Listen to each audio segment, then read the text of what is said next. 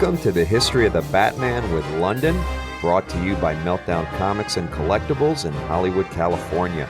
This is where we relive the defining moments of one of the most iconic figures in comic book art and literature, the Batman. My name is Adam Silverstein, aka Wednesday's Finest, and as always, I am joined by London. This week, we are missing our favorite guy, Shadow Adam, so I just like to give a shout out to him wherever he may be lurking. History of the Batman with London is produced and engineered by Mason Booker. London, how are you? I'm doing good. How are you? I'm good. I am excited. I know you're excited about today's episode because I've seen your social media and it kind of blew up a little bit. Yeah. It wasn't really me, but it was definitely, this week has been exciting for me as a Batman fan. Well, since you're my portal into the Batman universe, your social media from my perspective was definitely blowing up because of a certain something that you saw. You care to share what that is? Yes, it was the newest trailer to Batman vs. Superman: Dawn of Justice. And everyone, it feels like the internet is just talking about it over and over and over. And I've watched it, I don't even know how many times at this point. And so since that is the buzz right now and everyone is analyzing it and looking at it and trying to figure out exactly what the movie is and tearing it apart, I figured we can talk about the trailer. And today we will talk about the Batman, Superman first meetups in comics.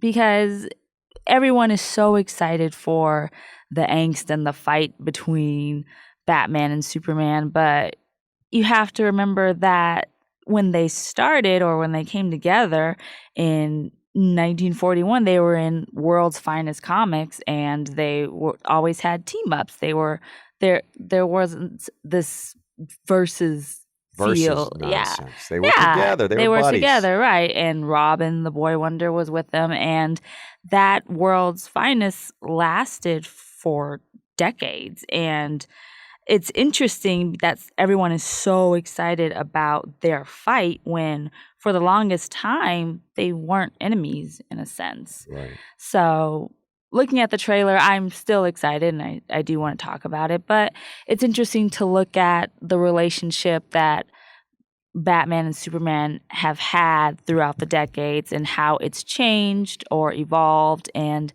where maybe we see in the comics where their dynamic is in the trailer. Yeah, I think this is a good idea for an episode, because what it will do is give listeners who don't know sort of the backstory about Superman and Batman and a little foundation. Right. Because you're right. You see this Superman versus Batman, and it's kind of really just a story that's based on, certain stories. Exactly. It's not based on the entire story. Right. And so it is nice to get a little perspective. Just real quick before we get started, last week we did the crossovers, the intercompany crossover. Yes.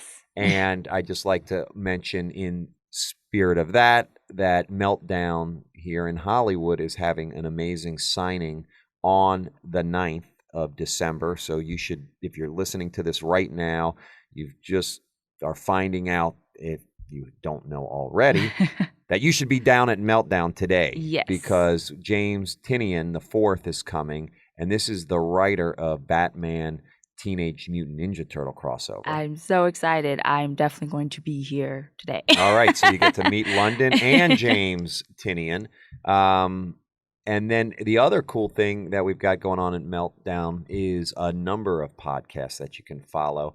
And actually, Meltcast 3.0, number 40, actually talked a little bit about the trailer too. Nice. Now, I don't know that they are going to go or went into all the history like we're going to do today, because this is the history of the Batman, but they did definitely talk about the trailer. So I'd say check out Meltcast 3.0, and you can check out a number of other podcasts that Meltdown has coming out. We've got Pod Sequentialism with Matt Kennedy, and that's amazing. he's just delving into all kinds of cool issues regarding the comic book world, pop sequentialism, art. I'm really enjoying that Are you? podcast. Yeah. He's good, isn't he? Yeah. Man, he knows what he's talking about. Those are really great shows. Yeah. And then we've got Eats and Geeks on YouTube. Have you been watching that? Yeah, I have. I liked the pumpkin Pac-Man pies. The fudge. Yeah, those were cool. I know. It's amazing how all the kinds of cool things she's doing. I know. I'm envious because I can't cook at all. So right. So anyone who does any of that, I'm like, that's so cool that you do that. But yeah, that's a fun show too. Yeah, and then we've got obviously the Disney Click and Meltcast 3.0, as I mentioned. We've got a number of other shows that are getting ready to come out. Mason's got a show that he's going to be doing called Anime Attic. Have you heard about this? Yeah, I want to hear it. So it's coming, but it's basically they'll be breaking out old anime and talking about just the classic stuff. Nice. And they really got deep. I listened to one of Mason's podcasts, The Test, and it was actually really good. Sweet. Not that I would ever doubt it. Of course. But you knew it would be awesome. But it's good. It's good stuff. And so we've got that. We've got some hip-hop-ish that should be coming out. I got to shout out Brando Calrissian and ask when that's coming because it's in his hands right now and he needs to get it over to Mason. You can find us on iTunes, Audio Boom, but the whole Meltdown TV podcast network is out there. Big shout out to Digital Lizards of Doom. They're our YouTube show, and they are revamping a little bit to get ready for the new year. Very cool. So, Superman, Batman. Let's get there. Oh, by the way, you did mention World's Finest. Yes. What is World's Finest? What is that? World's Finest, when it was originally published in 1941, it was a collection of books or stories, and the main story would be a Superman-Batman team up against any criminal or bad guy. But the main point of it, which is why I wanted to mention, is because their stories were they're like best friends in a way. Anytime I would read those stories, especially in the 40s and 50s, it's so light and fun. But there wasn't this like angst between them. But yeah, it was just a collection of stories, just like Detective Comics or Batman would have 1 or 2 stories, 2 to 4 stories in their books. But World's Finest focused on Superman, Batman, and Robin, essentially. And I think more memorable for people, even if they haven't read the stories, are the covers. Because the covers really didn't match the storylines. And so it would depend on, like, if it's in the summer, they would be surfing, or if it's in the winter, they're skiing, or they're playing baseball, or they're doing these. So the covers actually are really fun. I think if you are interested in at least the Golden Age books, that's one just to look into. But the stories are fun as well. So when did World's Finest come out in relation to Detective Comics and Action Comics? Well, Action Comics and Detective Comics were in the early 30s, and so it wasn't really that long in between time, because Superman came out in 1938, Batman the following year, and then Batman had his own book in 1940, and then the next year, the first issue was World's Best Comics, and then they changed it. The next, like, issue number 2 was World's Finest. So it's all relatively within a decade within each other. But that's pretty, I imagine, pretty big at the time, because you did have Superman, who was the first real superhero. Exactly. And then you have Batman, who was essentially the second real superhero. And financially, I guess, if you think about it, for National Comics or DC Comics, it's a financial success. You have the 2 biggest superheroes, where superheroes weren't even a thing at the time, or they were starting to become a thing, and you have them in one book, and you have Robin, which pulls in even a younger crowd, and it just seemed like a perfect way to bring in or keep an audience. And it just shows the popularity of both Superman and Batman. Batman technically was in at least 3 different books at the time, and so was Robin. So it just showed how how popular they were at the time. So I started a company called Wednesday's Finest. Mhm. That's how I said AKA Wednesday's Yes. Finest. So what I did, I have a vision of producing cool stuff. All right. So That's an awesome vision. yes. Thank you. So my first project that I did was to create a 13-inch vinyl figure of the Shaolin Cowboy. The Shaolin Cowboy is a character created by Jeff Darrow, Okay. who's an incredible artist. If you haven't seen his stuff, you should definitely see it. And his name is spelled Geof. And he's got this character, and it was awesome. I loved him. And so I reached out to Jeff through Meltdown, obviously the connector being Meltdown and Gaston. And we licensed the right to do a cool vinyl toy. Awesome. And when I was thinking about the names that I wanted to name the company, the question kept on coming back to what represents the coolest? What represents the coolest comic related stuff? And I just started thinking about, well, Wednesdays are huge. Right. Wednesdays are the best, right? The Nerd Wednesday, you're always talking about. It's New Comics Day. It's now the new day when the Batman podcast comes out. So extra love on Wednesdays. And it was so important to me, the Wednesdays, I was like, I have to figure out a way, and I did have help from my wife, to come up with a way to incorporate Wednesday.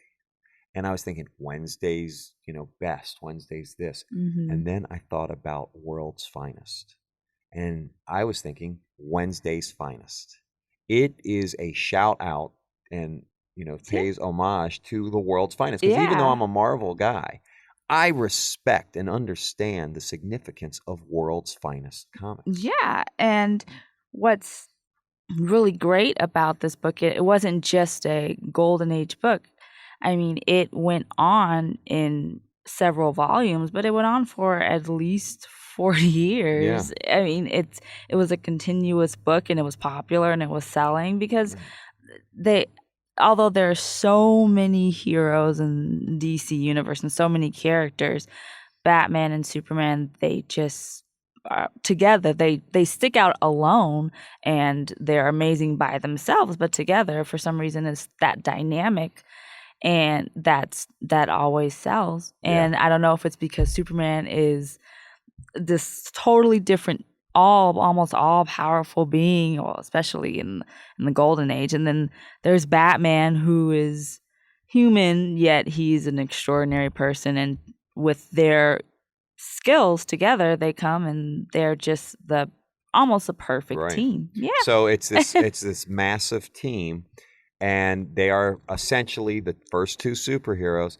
And I thought Wednesday's Finest, because not only does it, pay respects to that, but the product would be coming out on Wednesday and be the finest product. Nice. And so that's what I did. So that's how I got the name. I like the influence. There you go, right? Yeah. So if you are a true comic fan, you would know Wednesday's Finest. What does that mean? Well, now you kind of get it. You kind of get it. And also, I will be selling some Shaolin Cowboy figures on shopxsn.com. I was going to ask you, that's great. So shopxsn is also a new Meltdown venture. Yeah. Where, if you can imagine, QVC for nerd and geek product. Which that's perfect for people like me. Right. So you go there and you essentially watch. You can go to shopxsn.com, and they do streaming live feeds and are selling all the coolest stuff that you can possibly get your hands on. Now, they are just launching, so it's brand new, but they're going to start getting all kinds of talent to start selling their products. And that's very cool. It's going to be awesome. I think I'm going to try to sell a lot of my collection. Sweet. So if you want to tune in and buy some cool stuff, do that. All right, let's get back to the program here. Superman, Batman. Yes. Tell me what's next. World's Finest. Where are we? Well, if we're starting with the comics, well, first, let's, for a second, I guess, go to the trailer, because... Okay, that's right. Just for a moment to kind of put in the context of why I wanted to talk about the meetups today, because even though in the trailer the action sequences between Batman and Superman fighting and all of that was amazing. I think the best part of the trailer was actually Clark Kent and Bruce Wayne I meeting agree. in the beginning, in the first minute or so of the trailer. I think that said a lot about just how they are between each other at this moment. And we don't know if it's in the beginning of the movie, if it's in the middle. We kind of have a hint of whether they know each other's identities or not, but just the conversation they had with each other, I loved that dynamic. And it seemed like, but the thing is, it seemed so like they just wanted to go at each other's throats, and it made me think the times that they have met in comics, especially not even until like the 80s, it wasn't like this at all. And like I said, World's Finest issues where they were together, it wasn't like that. And so I think a lot of people who aren't into the comics or just are going off just this meeting itself or just these trailers or just this film, they may think that Batman and Superman, this is the only type of relationship they have, that Right. one thinks that is that like Clark thinks that the Bat of Gotham is just this Crazy vigilante that's super violent, and then where on the other hand Bruce Wayne thinks that people idolizing Superman in Metropolis is crazy because he's an alien that can kill them all in 1 second if he wanted to. And so they have these ideas about each other and they're very negative, and so you already feel that tension between them. And of course, that tension is broken when Jesse Eisenberg as Lex Luthor comes in and he greets them, which I wanted to kind of talk about that because Lex Luthor, yeah, because people think he was too silly, right, and too young, yeah, and so I'm trying to figure, and that's why when people say, and people have said this, that the 3-minute trailer was too much or revealed too much, or it should have been shorter, but you still have a lot of questions that you really don't know. Like, you don't know the full backstory to Lex, or how Bruce Wayne is in the mix, or even at the end when Wonder Woman comes and all of that. But I think that Lex was a good balance in the trailer for at least kind of a lighter relief, because everything's so action-packed and a little bit serious. Yeah. But anyway, going back to the main point, I think the most compelling part of the whole trailer was the talk that we saw between Clark Kent and Bruce Wayne, and that was technically their first time meeting. So that's why we're going to look at meetings today. And our first one, that's technically So real quick before we get to the first meeting. Yes. The trailer. Yeah. You give thumbs up. You're so excited. I mean, I know the answer because I've seen, but tell the listeners what you are feeling, why you've watched it so many times. I have. I really don't even know how many times I've watched it, but I liked the initial meeting between Clark Kent and Bruce Wayne because I didn't know what I was expecting from the trailer. I really thought it was going to be maybe one scene that was new, that's about 15 seconds long, and then we have just repeated footage from other trailers. So the fact that most of the trailer was brand new footage excited me, because usually we don't really get as much information or a new look at the characters. But I really liked seeing Ben Affleck as Bruce Wayne because, like I've discussed this week on the page on Instagram, that when there's always a new Batman in the cinematic universe or in television or anything, it's not just Batman that's important to capture, it's Bruce Wayne, because they go hand in hand.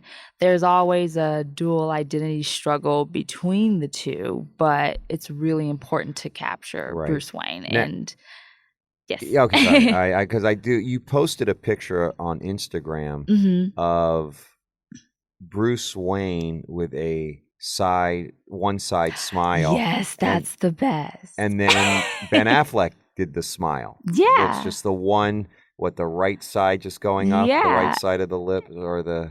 Right, when Clark asks him what he thinks about the bat in Gotham, and he smiles, and that's perfect. Just that scene. Was that intentional, do you think? Yeah. You do? Yeah, Okay. I do. Because that's awesome. Yeah. If it is, it's awesome. I think so, because if you look at different interpretations or portrayals of Bruce Wayne, you see that same smirk. You see that same type of style or reaction from Bruce Wayne. He's known as the billionaire playboy and all that, but when any time in a movie someone talks about Batman and Gotham and how if it's good or it's bad that he's this vigilante, he kind of has that attitude like, well, he doesn't give you a yes or no answer. He kind of gives that smirk. And so when I saw that, and that started out the trailer before it said Warner Brothers and DC Comics and everything, I was like, that was already amazing. And that was just in the first 30 seconds. Did you do that on Instagram or was that on Twitter? Or was it the same? I posted on Instagram. I'm trying to find it. How come I can't find it? Well, I posted one where I showed You did a side-by-side. Oh, yeah, the side-by-side, I did one, I think, on Facebook. Oh, is that But right? I did one on Instagram where I had not only Ben Affleck doing the smirk, but I also had Kevin Conroy's Batman from the animated series and George Clooney and Christian Bale all doing the exact same smirk, which is the only reason why I think it's intentional, because they all look, it's the same. It's a side smirk. Yeah, but it's all the same, and it's all with when they're Bruce Wayne. You did it 3 days ago. Yeah. And people were mad at me that I put George Clooney in the collage. But you can't deny that George Clooney is like the real life Bruce Wayne. Yes. If you think about it. I mean, he may not have been the best Batman, but Bruce Wayne, he was pretty spot on. Oh, yeah. So, and he had the smirk. And I found that really interesting. I thought that was really cool. Because when I saw Ben do it, I'm like, I've seen this before. I am so impressed that you picked that out of a trailer. I really am. I mean, that's a woman who knows her Bruce Waynes.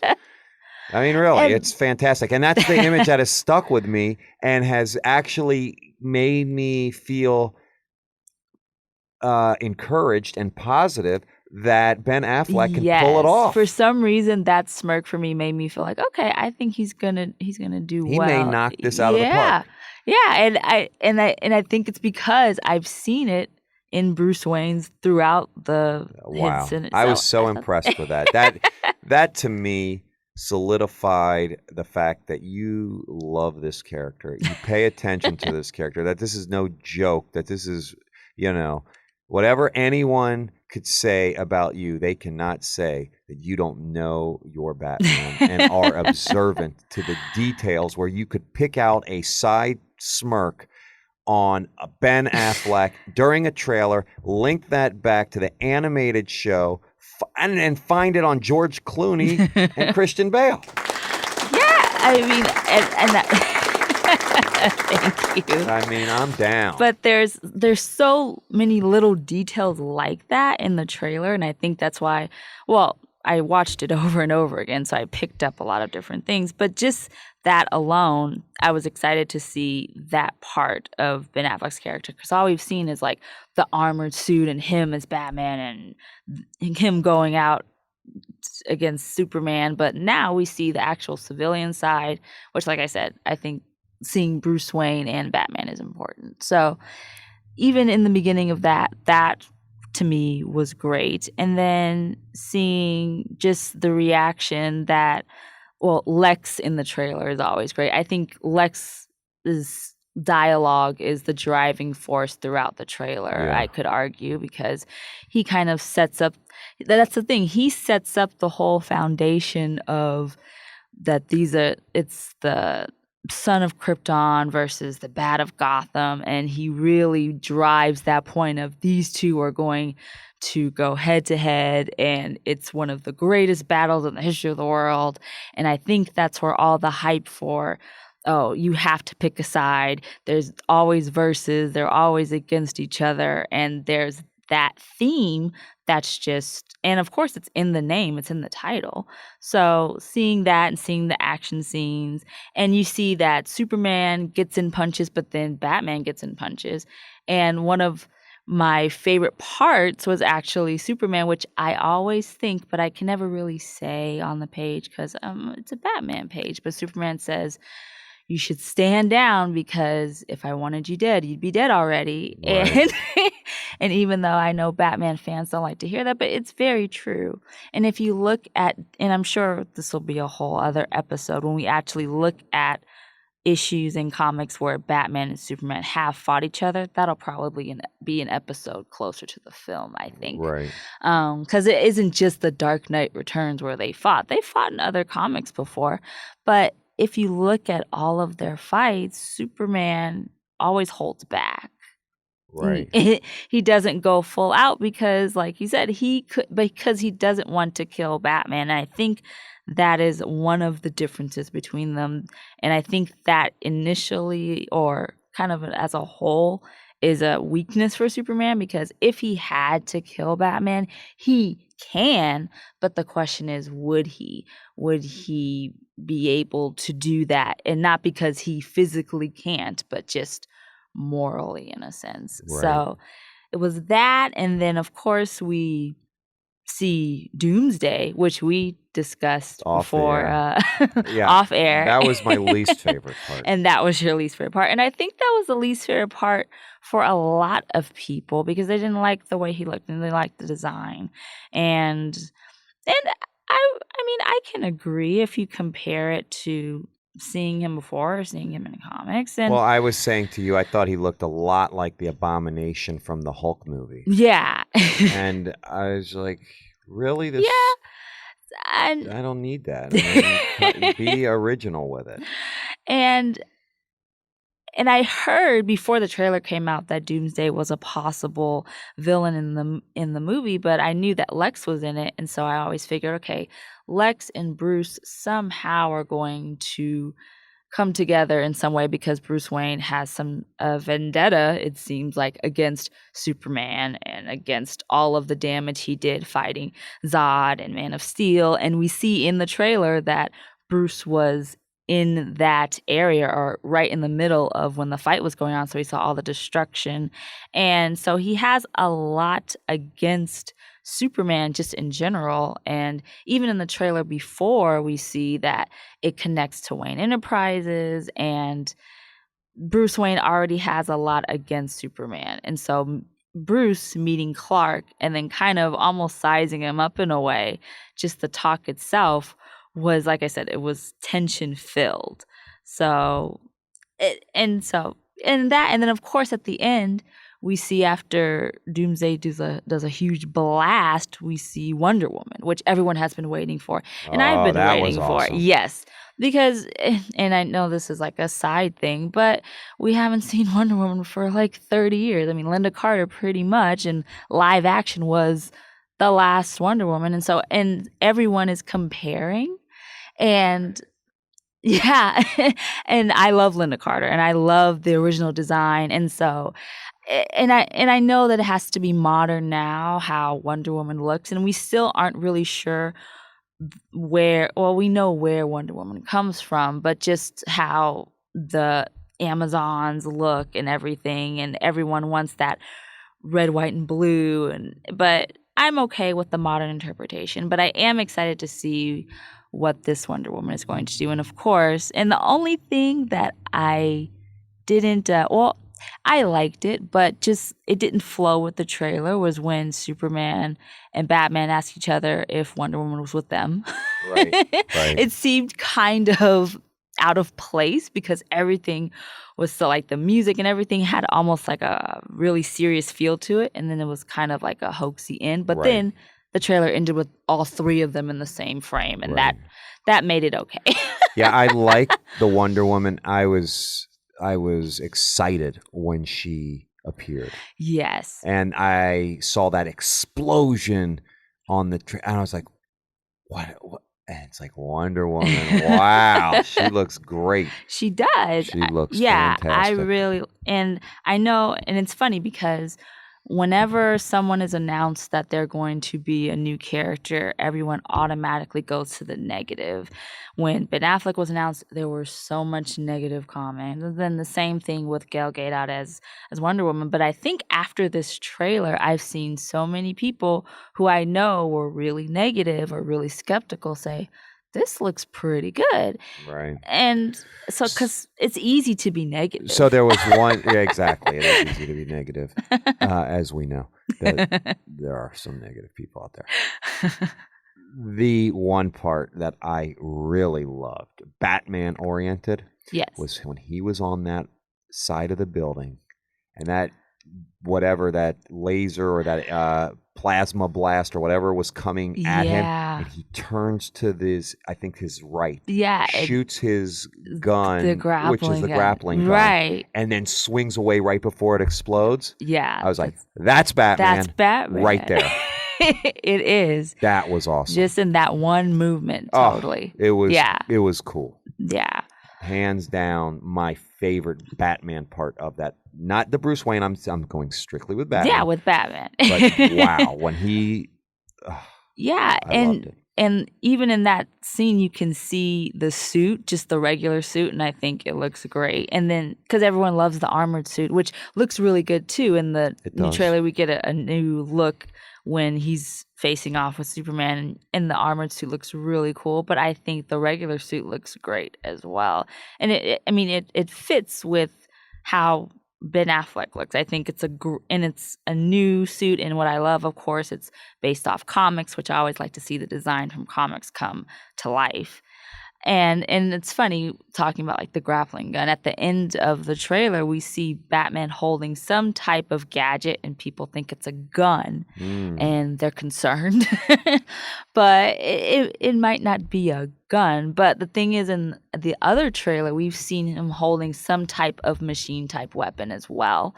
So we don't really know what kind of gadgets he has. It might be gun-like, but this Batman seems a little bit more raw, a little bit more, I don't know. I don't think that if he does have a gun, that would necessarily be a problem, because there's so much just, it's not even hate, but it's just a really harsh take he has with Superman. So I don't think he's concerned about having a gun or not. Right. But I'm excited to see just the different gadgets that he'll have. But yeah, just the whole trailer, you get to see all of the main characters, and then even though Wonder Woman was in there at the end, you still have that, like, where does she come from? Why is she here?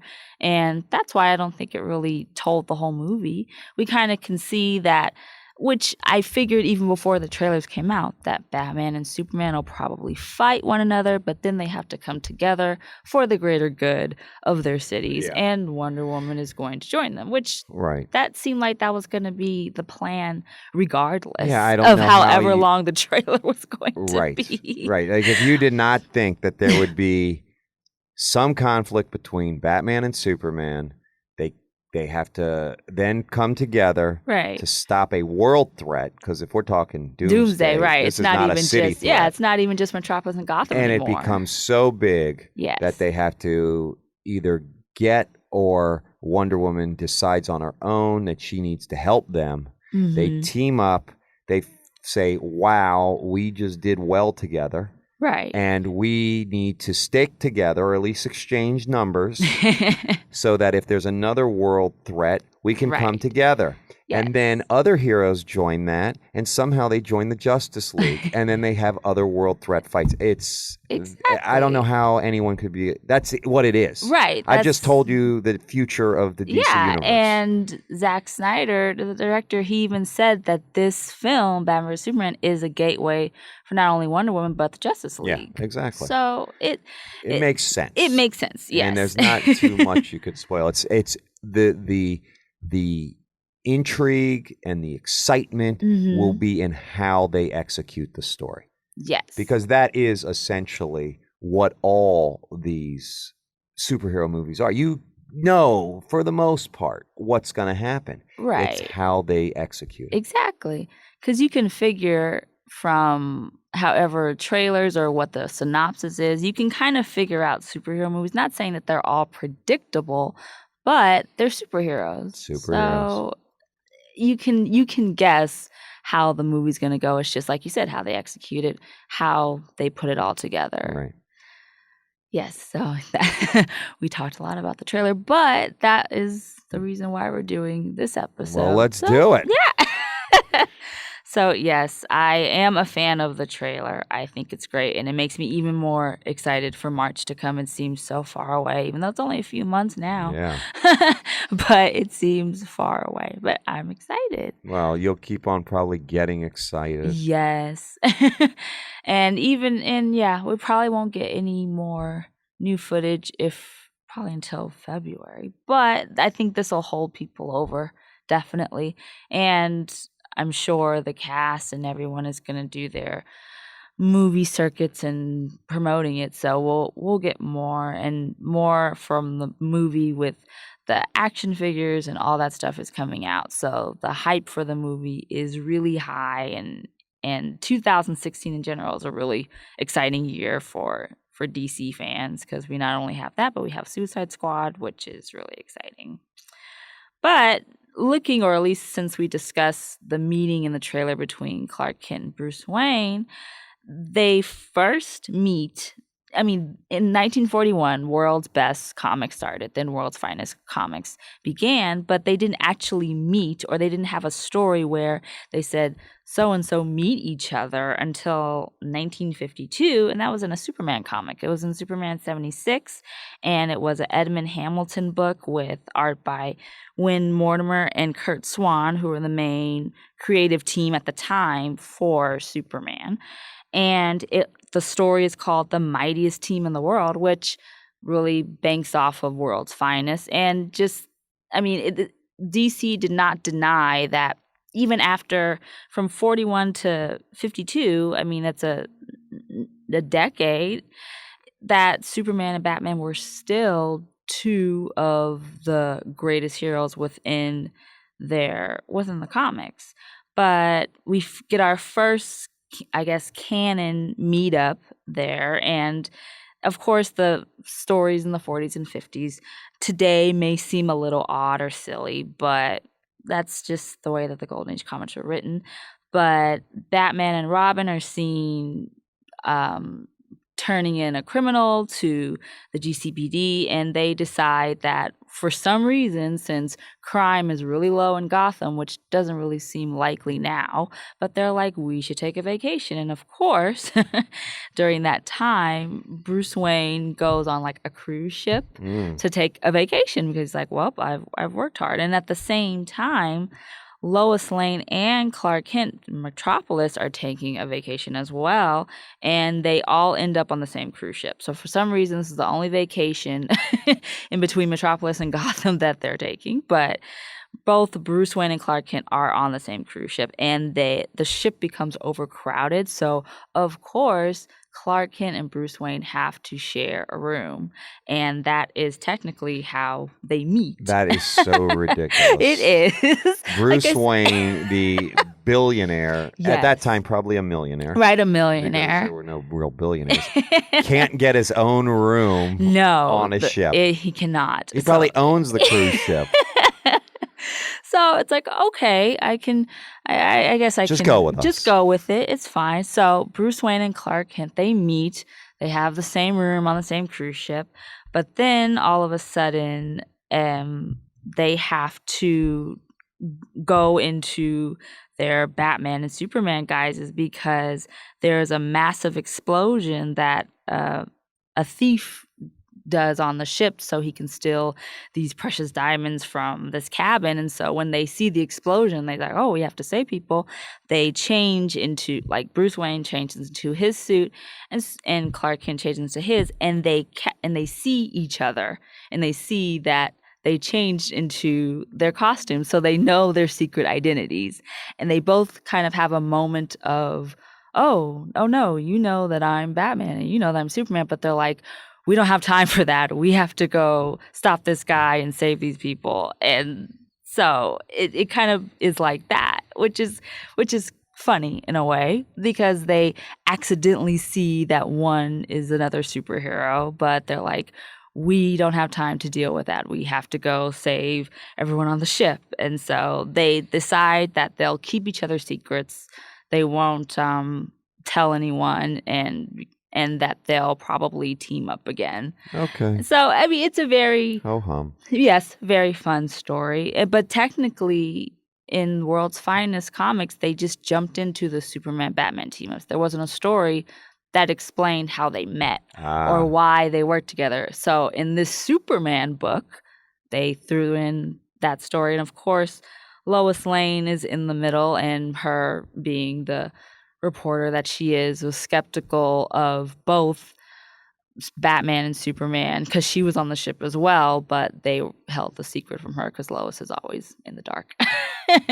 Man. So that was technically the first story, even after, like I said, a decade of them doing all of these different World's Finest tales. And then another story or another meetup happened in another Superman book, and that was a few years later. And for some reason, the first story was retconned in a way, but it was in Superman 76, and that was in June of 1958, and it's the same creative team, Edmund Hamilton and Kurt Swan doing the illustrations. And this one is literally called The Origin of the Superman-Batman Team.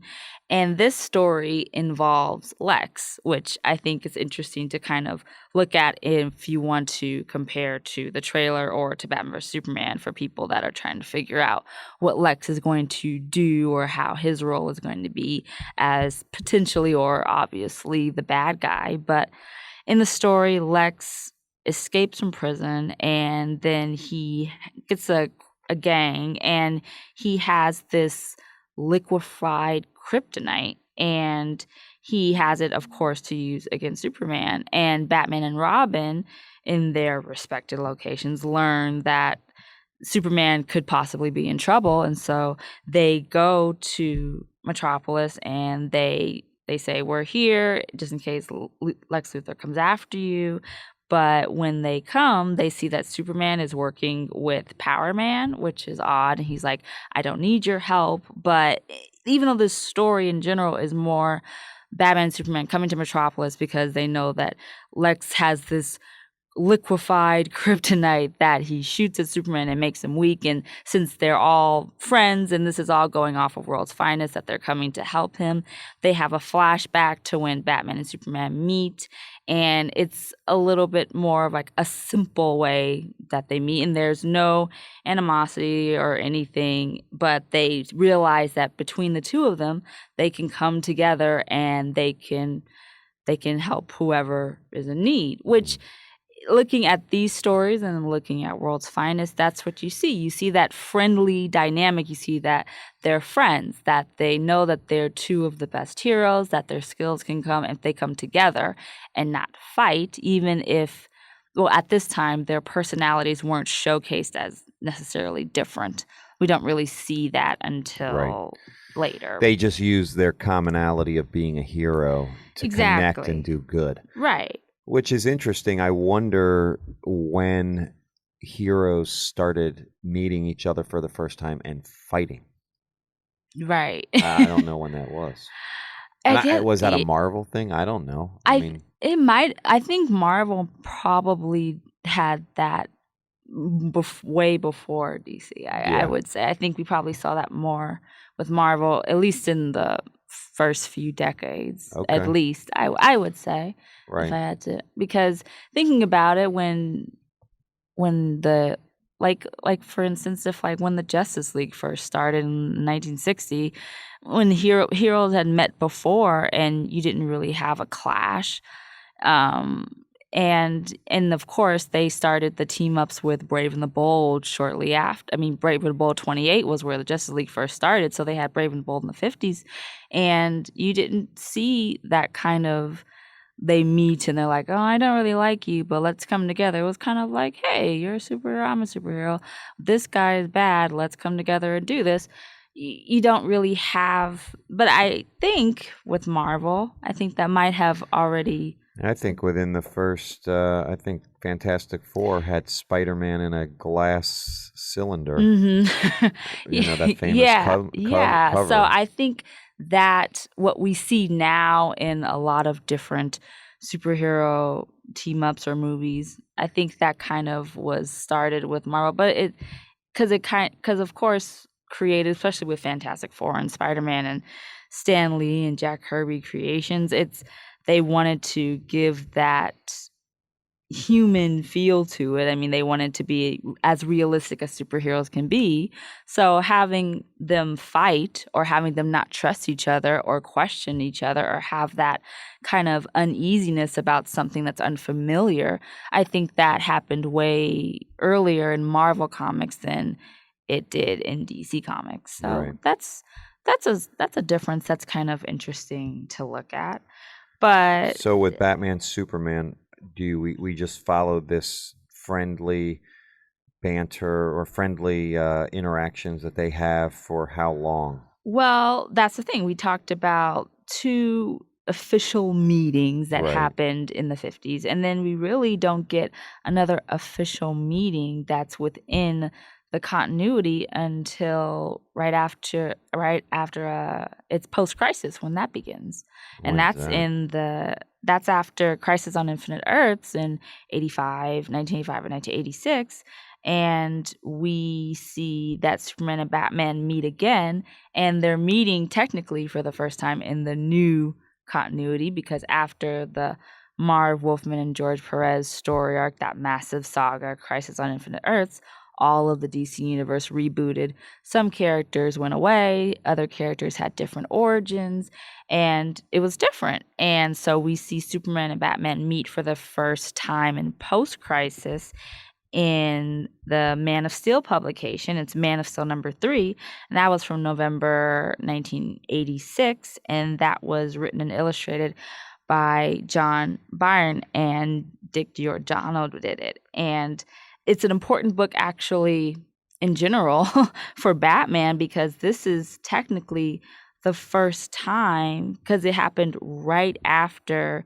Crisis, the actual storyline happened. It's the first time you see post-crisis Batman. You don't, because this book comes out before any other Batman or Detective Comics publication. So Man of Steel #3, if people who like to collect important issues, that's an important issue for post-crisis Batman.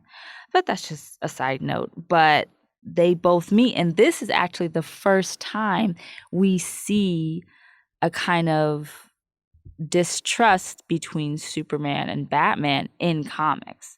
So if people wanted to look at Lex Luthor's use with kryptonite against Superman in the Superman 76 book that had Batman and Superman show a meeting for the first time, you can kind of look at this story, which is called One Night in Gotham City, and you can look at it and see the kind of uneasiness between Superman and Batman that now, at least I think from this book and to the present, you kind of have that type of dynamic. But Superman and Batman meet, and they both are on the hunt for a criminal named Magpie. And it's interesting because when Batman and Superman meet, Superman automatically sees Batman as an outlaw, and he thinks that he should be arrested. But so automatically, it's just right off the bat, it's like you're a vigilante, you're a dangerous vigilante, you should be arrested, you should not be on the streets doing what you're doing. But Batman tells Superman that there is someone in the city that if they activate a trigger, a bomb will go off and it'll kill someone, but they don't know who. So they have to try to hunt down the person and hunt down Magpie, who is supposedly the one that's going to pull this trigger. So even though they don't like the way that they both save their cities, Superman doesn't like the fact that he's a vigilante, they do come together and they have to stop Magpie.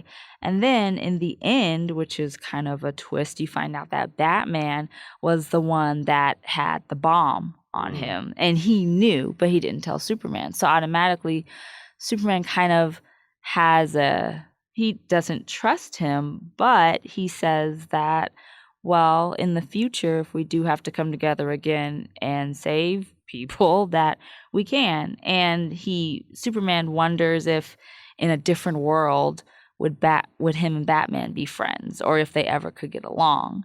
And so this is the first time you kind of see this dynamic really change. And like we were saying, you kind of see that dynamic from the Marvel comics, that kind of the misunderstanding and the kind of distrust, and you're not really sure about this unfamiliar person, and so you just go for the negative. And that's the first time we see that between Batman and Superman. But in the end, they both come and say, well, if we have to come together and fight, then we will. Right. So I think there has to be at some point then some drama that kind of leads up to the team up. Right. And I think I'm just guessing, or I'm estimating based on, but I assume that's the way that Superman and Batman meet up for the rest of the time. Yeah, definitely. For the other times we'll look at it, it's never going to be as easy as it was in the 50s or as friendly. It'll always be kind of, there's a cautiousness with it when they first meet each other, and they kind of both size each other up, and it depends on the circumstance. But anytime, it's really them kind of wondering who this person is. And the next one is one of my favorites, actually, because we see them meet up for the first time outside of comics. And we see it in animation, and it's in the world's finest in the DCAU. It was originally 3 episodes of the Superman the Animated Series, and it became a 3-part kind of epic that was in October of 1997. It was animated TV, and it was based off, so it's the same Batman animated series characters, Superman animated series. It's all within that same DCAU, and the episode is called the Batman Superman Movie. You're World's saying Finest. DCAU, that's DC Animation Universe. Yes. Okay. Yes. Sorry. But yes. Okay. So, and that's the first, and now there's been at least, I think, probably 3 DCAUs, but that's the first animated universe. And of course, the animated book was turned into a comic. So if you want to read the comic, of course, that's Paul Dini and Alan Burnett and Bruce Timm, the people who created the series originally. And we have, of course, we have Superman, which is voiced by Tim Daly, and Batman, voiced by Kevin Conroy. And they meet for the first time when Batman has to come to Metropolis to find the Joker, when he finds out that the Joker offers to kill Superman for Lex Luthor. He's like, if you pay me $1 million, I'll kill Superman. So, of course, anywhere a Joker goes, Batman goes. And, of course, when Batman comes to Metropolis, Bruce Wayne comes to Metropolis, and he meets Clark Kent, and he also meets Lois Lane. And Lois becomes absolutely smitten with him, which is one of the best stories, because Bruce Wayne, being Bruce Wayne, kind of steals Lois away from Clark. Wow. So I always, that alone. Yeah, that alone makes the story great. But of course, when Superman, he learns that or he thinks that Joker can't really do anything, but Batman, he tries to track down Lex, and he tries to track down Joker. And of course, in the end, they have to come together to fight them both. But Superman finds out that Batman is Bruce Wayne because he uses his X-ray vision and looks through his cowl, and Batman knows that kryptonite is Superman's weakness. And in one scene, Batman kind of throws Superman across the room, and everyone's like, how did you do that? And so Superman knows Batman's weakness. He knows that Joker and Lex are trying to use that weakness against him. And so in the end, they have to come together and stop them both. And of course, Harley Quinn is in the episode, and it's a really great episode. But you already have Clark Kent and Bruce Wayne meeting, and it doesn't go well. First of all, because Bruce is flirting with Lois, and Clark just doesn't really trust Bruce just right off the bat. And then, of course, they find out that they're both Batman and Superman. And then Lois finds out that Bruce Wayne is Batman, and that upsets her because she wanted to stop obsessing over Superman and costumed heroes and wanted to be with a normal guy. And of course, Bruce Wayne is not normal. But that story, or that World's Finest, that team up, was the first time you see Batman and Superman meet outside of comics. And of course, that animated universe is a fan favorite. It's my favorite. So it's the comic book adaptation's really good. And of course, I would always recommend you watch it if you can.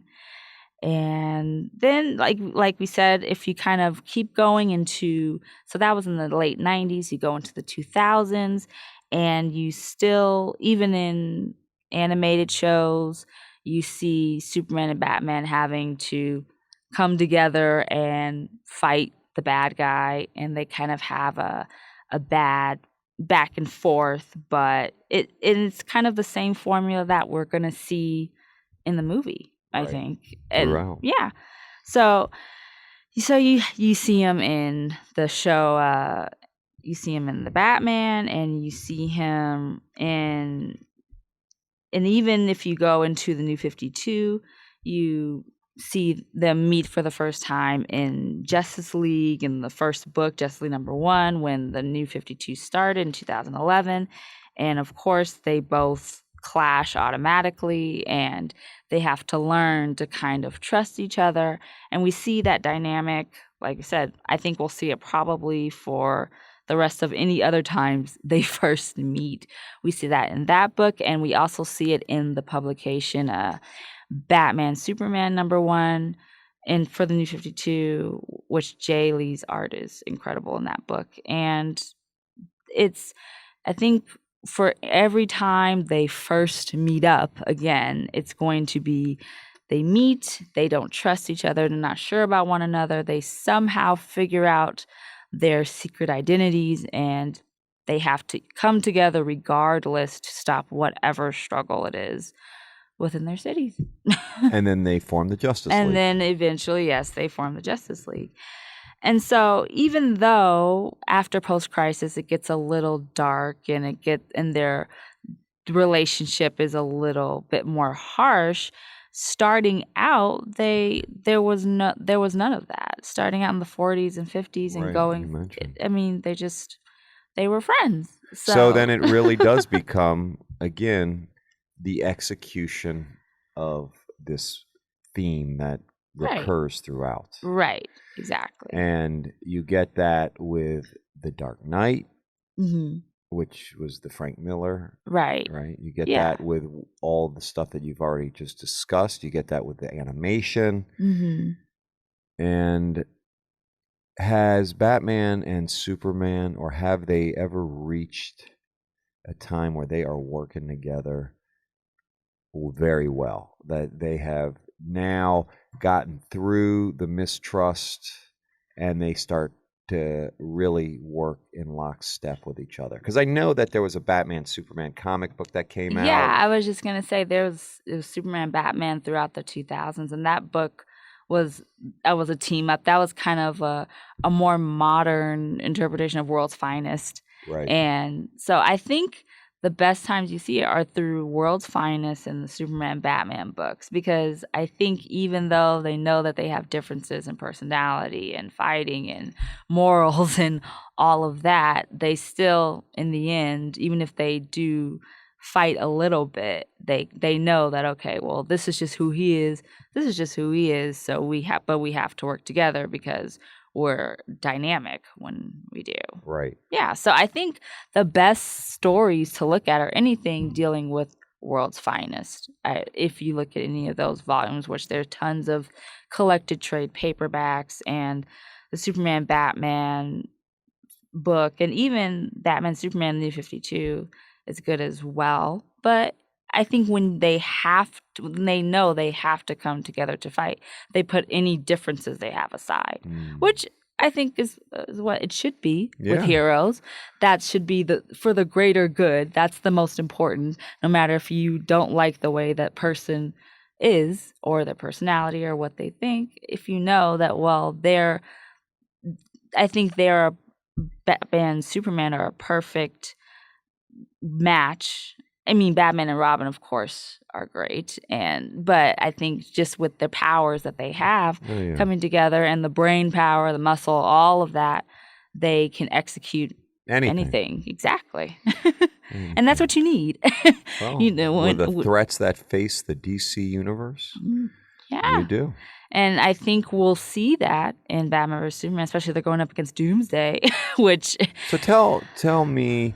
Well, real quick before, because I want to ask you about Doomsday, but do we have much more, or are we pretty much there? No, we're pretty much there. Okay, so then tell me just a little bit about Doomsday. He's an alien? Yeah, and he's kind of from this type of prehistoric Krypton world, so that's why, and he was created by Dan Jurgens, I believe, and he wanted a villain or a character that can physically match Superman, and he was created in the early 90s. Superman? Yes, the death of Superman. He killed Superman. So that's why when I saw him in the trailer, I'm like, oh, that's the guy that killed Superman. Uh-oh. So that's a major character for Superman. Oh, I just got the story in my head.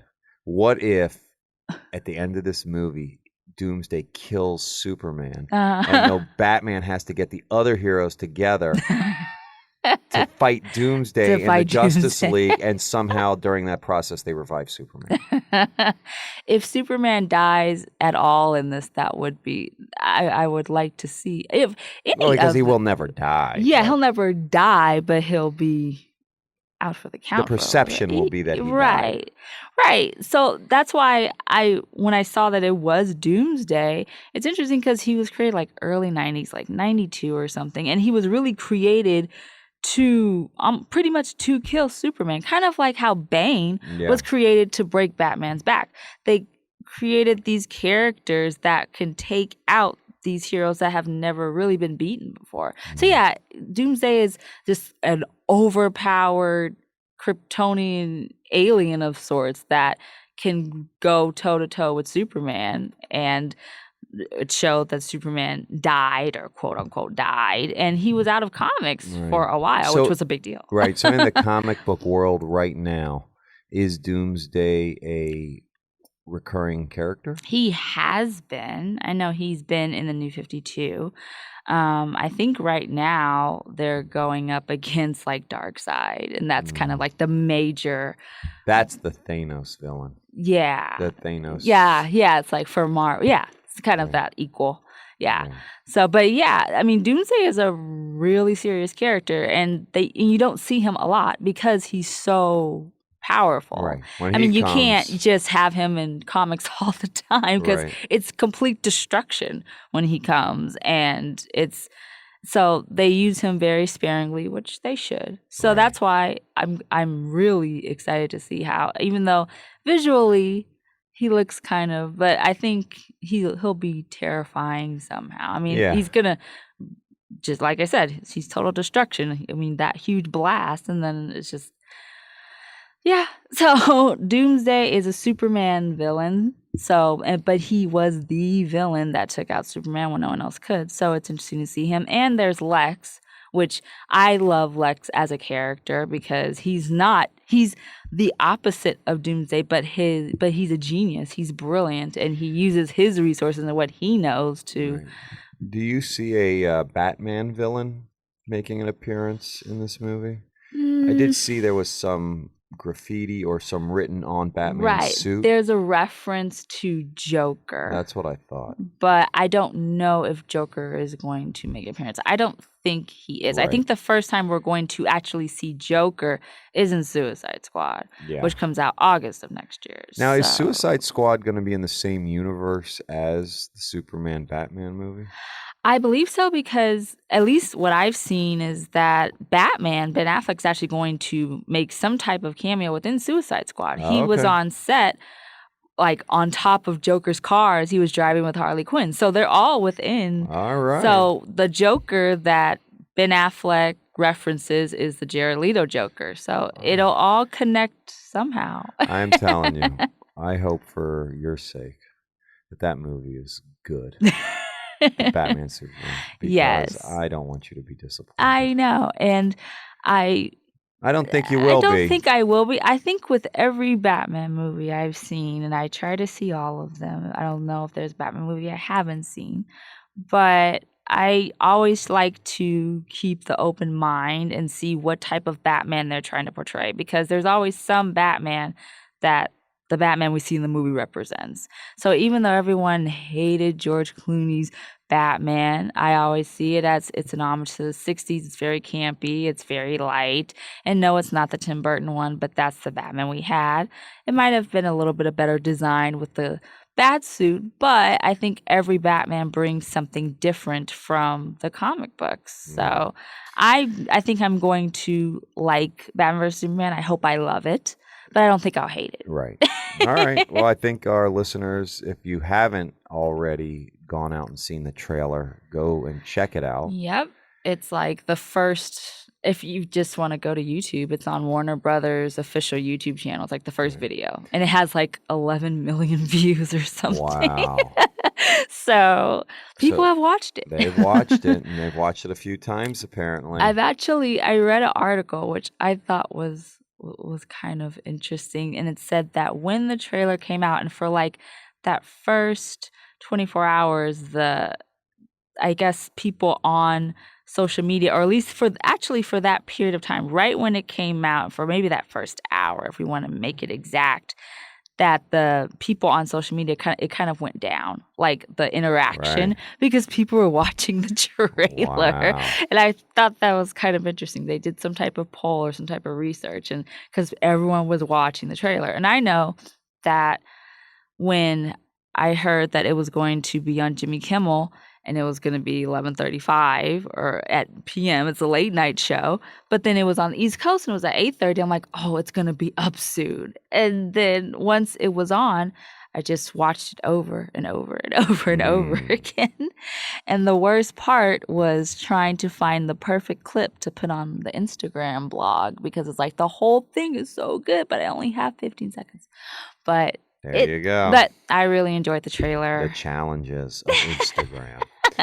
So, London, if any of the listeners want to get in touch with you, how would they do this to discuss their thoughts on Batman, if you want to Superman? discuss the trailer, or if you want to talk about other Batman Superman meetups or your favorite Batman Superman stories, which we'll dive into another episode, you can always email me at historyofthebatman@gmail.com.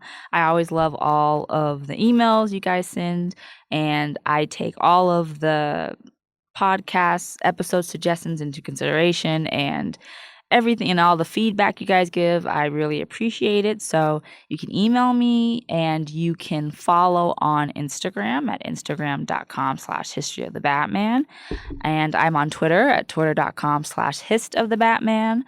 On Tumblr at historyofthebatman.tumblr.com. And of course, you can like on Facebook at facebook.com/historyofthebatman. But yes, shoot me an email. I look at all of them and I try to respond as much as I can. And I really appreciate the interaction. So email me at historyofthebatman@gmail.com. That is the way to do it. And thank you for that. What do we got going on next week?